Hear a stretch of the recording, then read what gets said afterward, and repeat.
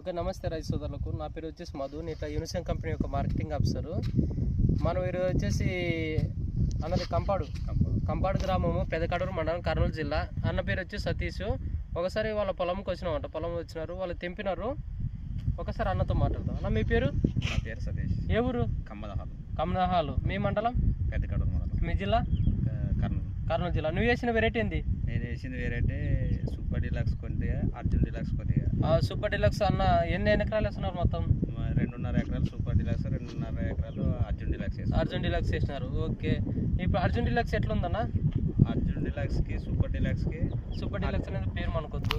Arjun deluxe అని చెప్పు. Arjun deluxe కాపు బాగానే ఉంది, తెగులు తక్కువనే, చెట్టు కూడా పెరుగుదల బాగానే ఉంది. రెండో స్టెప్ కూడా బాగా వచ్చింది.